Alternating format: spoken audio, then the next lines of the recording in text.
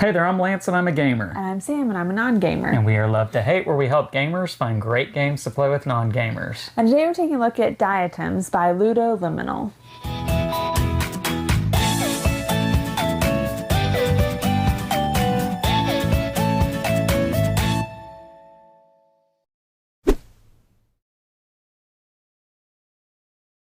Diatoms is running on crowdfunding as we speak, so make sure to check out the link down below in the description of this video after you watch it.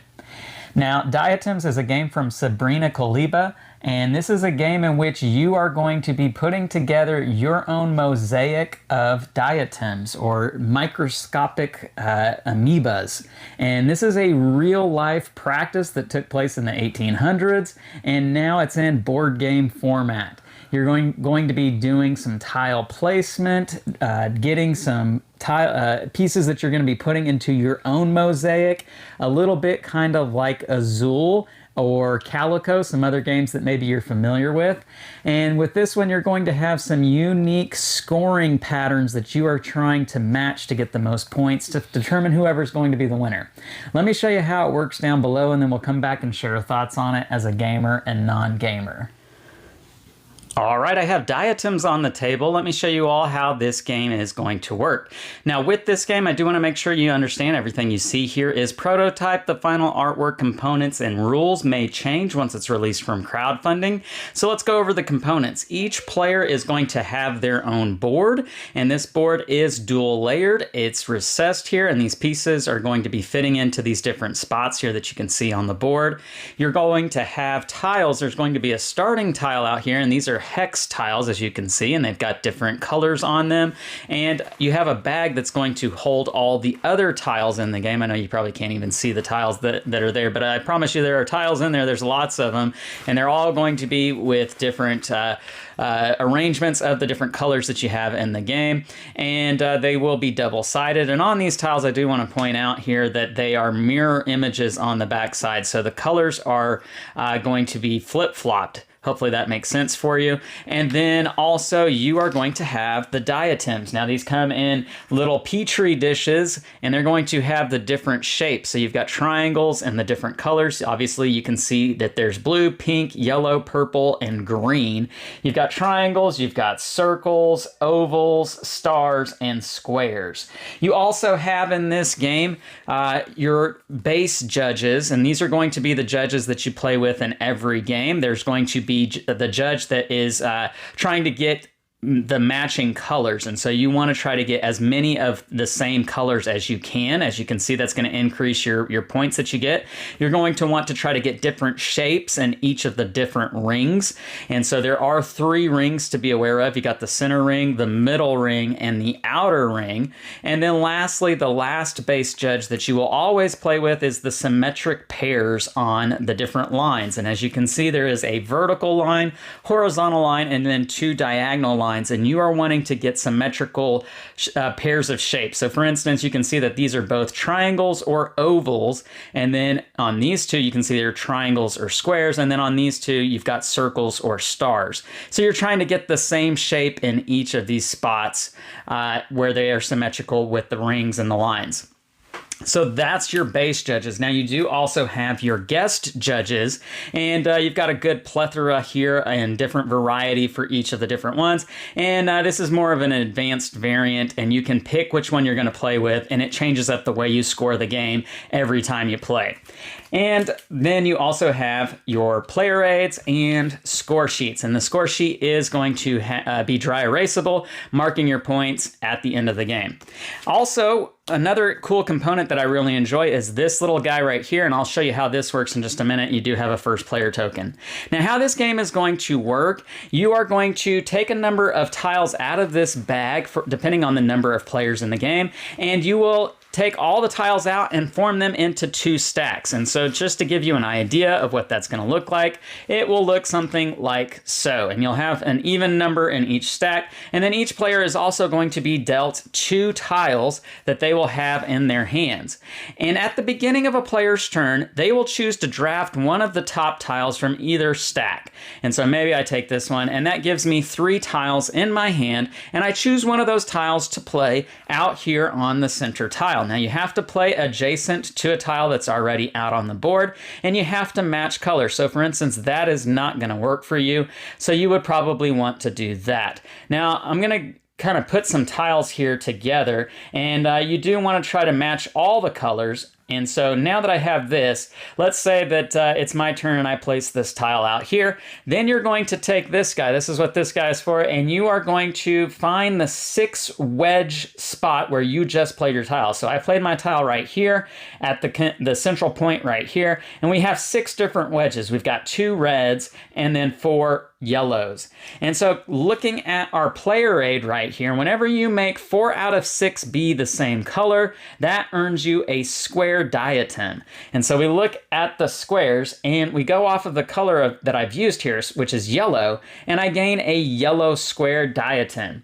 Now I would also, because I have 2 out of 6 that are going to be red, and that would earn me an oval, so I would take a red or pink, however you want to call it, oval diatom, and those are the diatoms that I have earned on my turn. And so now I can place them in my board. Now, you do want to make sure that you understand that the certain spots on the board here can only hold certain types of diatoms. So for instance, this center spot right here can only hold a star or a circle. It cannot hold a square because it won't fit. And that square diatom can only go where a square diatom can go, which there's a spot right there, for instance. And you want to try and fulfill these different arrangements, the judges that I showed you earlier, to be able to get the most points for yourself.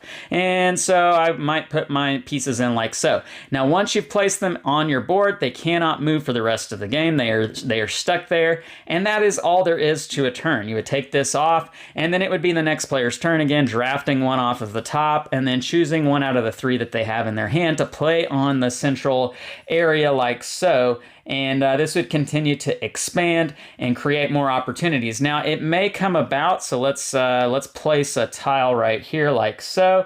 It may come about that you are able to place a diatom in such a way that it's connecting in 2 different spots. So I know the color arrangement doesn't quite work here. Let's play it like that. There we go. So I play this tile right here, and I am not only creating one diatom right here, but I'm also creating one there, and I'm creating one there. And that's going to earn me lots more of the focal points where I'm going to be getting my diatoms. And that's how you can get a lot of diatoms on one turn and place them into your board. Now, the rulebook does suggest that whenever you earn your diatoms, and as you're thinking about where you want to put them on the board, that the next player in clockwise order goes ahead and takes their turn, placing their tile somewhere in the central area, so that way the game keeps moving along and everything is smooth and such. Now, the game is going to end when these stacks run out, and all the players play all the tiles that they have in their hands out to the central area, and there are no more tiles to be using. At that point, the game will come to an end, and you'll go ahead and score it up. Going off of the judges that I showed you earlier, getting points for matching colors, symmetrical pairs, different shapes, and if you included one of those guest judges, whoever has the most points is going to be the winner, and that is how you play diatoms. Let's go back up top and share our thoughts on this one. And we're back, and now we're going to share our thoughts on diatoms from a gamer and non-gamer's perspective. So Sam, first thing I want to ask you about with this particular one is the theme, because you being a nurse, you're kind of sciencey and you like that sort of stuff. What did you think about this theme? Yeah, I definitely think that I was drawn to it. When I first saw it, Lance was just opening the box looking at it, and I said, "What is that?" And he said, and he kind of explained it. I said, I want to try that game, which I don't say about a lot of games when he first opens them. It looked interesting. It looked like something I had seen before, so the theme was attractive. Yeah, it says here that the subtitle for the game is A Game of Microscopic Proportions, and I think that's a good little summary to the theme of this particular game, because you're working with these little tiny amoebas, or so to speak, in an abstract way, and you are putting them together to make art with your own player board. And that's very much the idea of the artwork behind diatoms, and that's a real practice. It's something that actually really happens, and it makes this kind of beautiful mosaic which kind of matches the theme. So I think this is a very thematic game with this particular one. And with that, I was very pleased with that aspect of taking these little tiles and they can only fit in certain spots on your board. I thought that was pretty unique. It made it feel different than the other types of games of this ilk where you're gathering up different little pieces or tiles to put on your board in some manner to score points. And this was unique that you could only put certain tiles in certain spots. I thought that was pretty cool. Let me ask you, as a non-gamer, the way the game played and trying to figure out what you're doing, the goal, what was that like for you? I think it was the gameplay was pretty easy to understand. I always have the issue of when you can do this, this, or this, I want to do all of them. And so scoring wise, like you can get points by doing this or this or this. And so I have a hard time focusing in on one different thing, but that's more of a personality thing than being a non-gamer. I think the general idea of the game was very easy to understand. The board is pretty self-explanatory.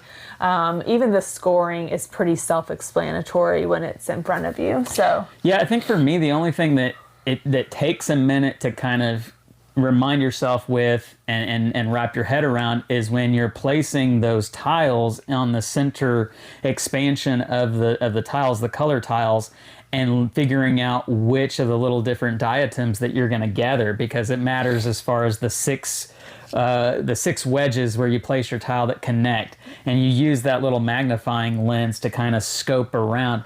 That little device is super helpful, by the way. I'm glad that that's included in the game. But just remembering, if I get 4 out of the 6 wedges to all be the same color, then that earns me a square or a circle or whatever it was. And so just kind of referencing that player aid was the only time that I really kind of had to be like, okay, what am I doing here? Once you get beyond that, I feel like the gameplay is very intuitive. It's very smooth. It's easy to get people to come along with you, and you're not having to answer too many questions. There's not a whole lot of stop and go with this game. It's just a lot of, okay, I'm going to take my turn. Now I'm going to take my turn.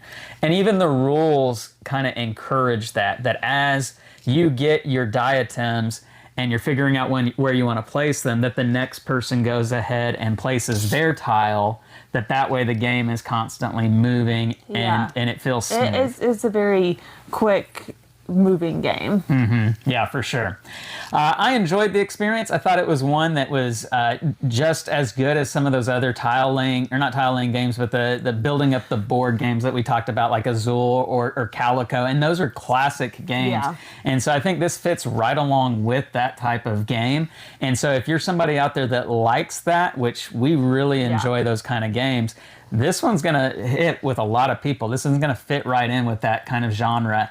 And because of the theme and even the way it looks, I like the way the art form with this game. It looks nice on the table. And so I think it's a winner. For you being a non-gamer, is it one that you think would work well with other non-gamers? Yeah, I think so. I think it's, you don't even have to know anything about science. It doesn't, you don't have to be knowledgeable. You could play this game knowing nothing, never having seen that type of thing before, and still have a good time playing this game. Yep, 100%. I agree with that. So the game is Diatoms. It is from Ludoliminal, and it is running on crowdfunding as we speak. So again, check out that campaign link down below in the description of this video now that you've watched it. Make sure to like and subscribe and push that bell button so you get notifications of all our new content. I'm Lance. I'm Sam. And we are Love to Hate, where we try to bridge the gap between gamers and non-gamers. We'll catch you next time.